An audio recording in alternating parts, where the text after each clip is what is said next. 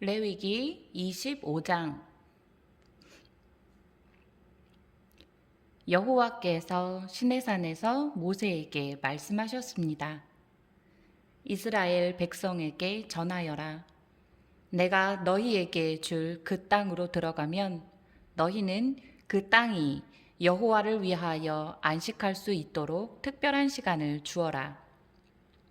6년 동안은 땅에 씨를 뿌려도 좋고 포도밭을 가꾸어 열매를 거두어도 좋다. 그러나 7년째 되는 해에는 땅을 쉬게 하여라. 그 해에는 여호와를 위해 쉬는 해이니 너희는 땅에 씨를 뿌리거나 포도원을 가꾸는 일을 하지 마라. 너희는 추수하다가 땅에 떨어져 저절로 자란 것은 거두지 마라. 너희가 가꾸지 않은 포도밭에서 자란 포도도 따지 마라. 이것은 땅이 1년 동안 쉬는 해이기 때문이다. 땅이 쉬는 해에는 땅이 너희에게 먹을 것을 낼 것이다. 너희 남자나 여자나 종이나 품꾼이나 너희 땅에 사는 외국인에게 땅에서 나는 것은 무엇이든 먹게 하여라. 또한 너희가 기르는 가축이나 너희 땅의 들짐승도 땅에서 나는 것이면 다 먹게 하여라. 너희는 7년을 7번 세어라. 그러면 49년이 될 것이다. 그동안 땅이 쉬는 해가 7번 있을 것이다. 너희는 49년이 지난 다음 속죄일에 나팔을 불어라. 너희가 나팔을 불어야 할 날은 7째 달 10일이다. 너희는 온 땅에서 나팔을 불어라. 50년째 되는 해를 특별한 해로 정하여 너희 땅에 사는 모든 백성에게 자유를 선포하여라. 그 해는 기쁨의 해인 희년이니 너희 모두는 각자 자기 땅으로 돌아가거라. 모두 자기 집, 자기 가족에게로 돌아가거라. 50년째 되는 해는 너희에게 기쁨의 해이니 땅에 씨를 심지 말고 저절로 자란 것을 가꾸지 말며 가꾸지 않은 포도밭의 포도를 따지 마라. 그 해는 희년이니 너희에게 거룩한 때이다. 너희는 밭에서 나는 것을 먹어라. 희년에는 모든 사람이 자기 땅으로 돌아가거라. 이웃에게 땅을 팔거나 이웃에게서 땅을 살 때 이웃을 속이지 마라. 이웃에게서 땅을 살 때는 바로 전에 희년에서부터 몇 년이 지났는가를 가를 헤아려 보아라. 그래서 땅값을 알맞게 계산하여라. 땅을 파는 사람도 앞으로 추수할 수 있는 해가 몇 년인가를 헤아려서 땅값을 알맞게 계산하여라.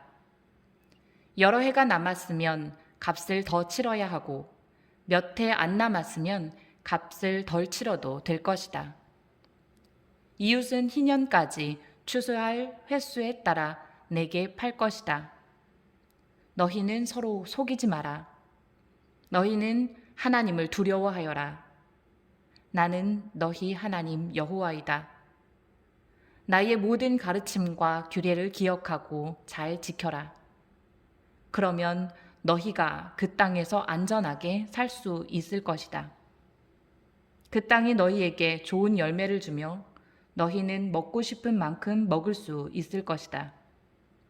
너희는 그 땅에서 안전하게 살 수 있을 것이다.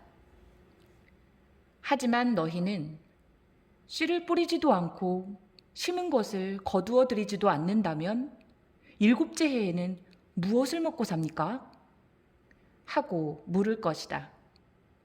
내가 6째 해에는 너희에게 큰 복을 주리니 그 해에 땅에서는 3년 동안 먹을 작물이 나올 것이다. 8째 되는 해에 땅에서 씨를 뿌릴 때는 전에 거두어 놓은 곡식을 먹을 수 있을 것이다. 9째 해가 되어 추수할 때까지 묵은 곡식을 먹게 될 것이다. 땅은 원래 나의 것이므로 너희는 땅을 아주 팔지는 못할 것이다. 너희는 내 땅에서 잠시 동안 사는 외국인이요 나그네의 일뿐이다. 너희는 땅을 팔 수는 있으나 그 땅을 언제든지 다시 살 수 있어야 한다. 너희 땅에 어떤 사람이 매우 가난해져서 그 땅을 팔게 되었다면 그의 가까운 친척이 그를 위해 그 땅을 다시 사들여야 한다. 만약 그 사람을 위해 다시 그 땅을 사들일 만한 가까운 친척이 없던 중에 그 사람 스스로가 그 땅을 사들일 만한 돈을 가지게 되면 그 사람은 그 땅을 판 지 몇 해가 지났는가를 헤아려라. 그래서 그 땅을 얼마에 사들여야 할지를 결정하여라.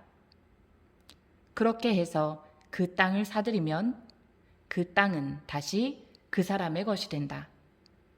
그러나 만약 땅을 다시 사들일 만큼 돈이 충분하지 않으면 그 땅은 기쁨의 해인 희년까지 땅을 산 사람의 것이다.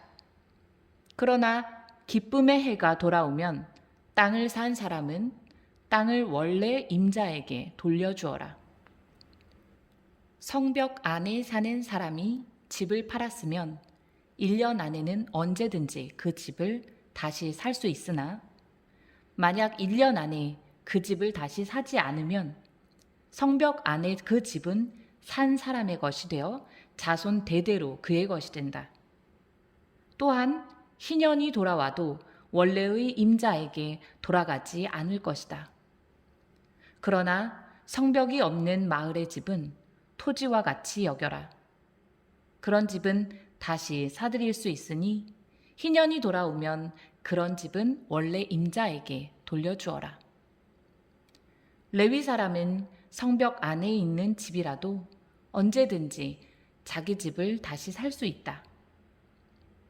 레위 사람에게서 집을 샀다 하더라도 레위 사람들의 성 안에 있는 그 집은 희년이 돌아오면 다시 레위 사람들의 것이 될 것이다. 레위 사람들의 성 안에 있는 집은 레위 사람들의 것이기 때문이다. 그런 성은 이스라엘 백성이 레위 사람들에게 준 성이다. 레위 사람들의 성 둘레에 있는 밭과 들판도 팔 수 없으니 그 들판은 영원히 레위 사람의 것이다. 내 동족 가운데 너무 가난해서 혼자 힘으로는 살아가기 어려운 사람이 있거든 너희는 나그네나 외국인을 돕듯이 그를 도와 너희와 함께 살 수 있도록 하여라. 그에게 돈을 빌려줄 때는 이자를 받거나 이익을 얻으려 하지 마라. 내 하나님을 두려워하여라. 그 가난한 사람이 너와 함께 살 수 있도록 하여라.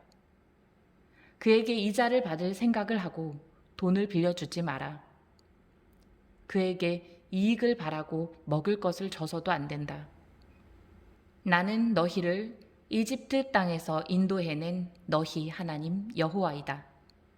내가 너희를 인도해낸 것은 너희에게 가나안 땅을 주고 너희 하나님이 되기 위함이다.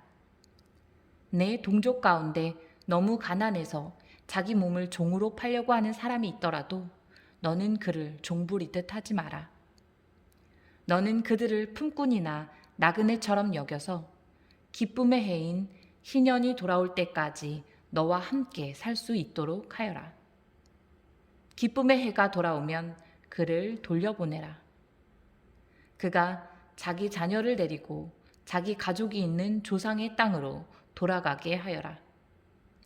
내가 이스라엘 백성을 이집트에서 인도해냈으니 그들은 나의 종이다.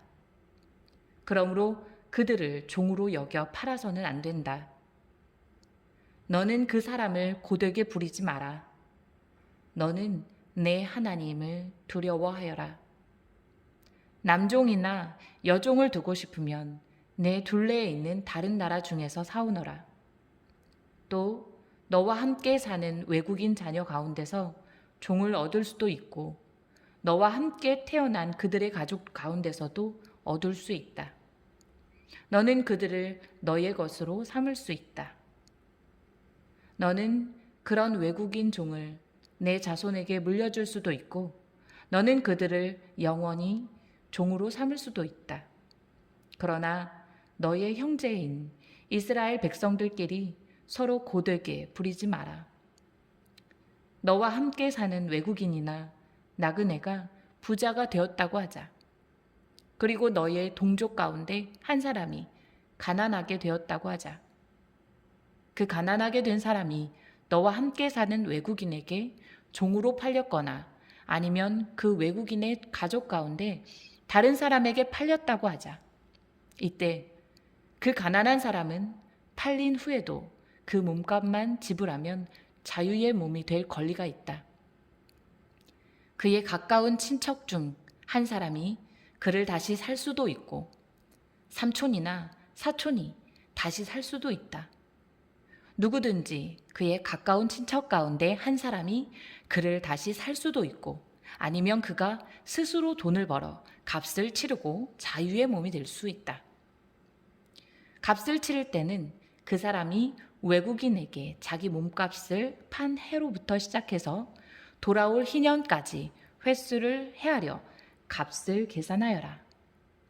이는 그가 그 횟수만큼만 종으로 일할 것이기 때문이다. 기쁨의 해까지 아직 많은 횟수가 남아있다면 그만큼 값도 많이 치러야 하고, 횟수가 얼마 남지 않았다면 그만큼 값을 적게 치르면 된다. 그가 자기 몸을 판 동안 외국인 주인은 그를 품꾼처럼 여기고 그를 고되게 부리지 마라. 아무도 그를 다시 사지 않았다 하더라도 기쁨의 해가 돌아오면 그를 풀어주어라. 그와 그의 자녀는 자유의 몸이 될 것이다. 이는 이스라엘 백성은 내 종이기 때문이다. 그들은 내가 이집트 땅에서 인도해낸 내 종이다. 나는 너희 하나님 여호와이다.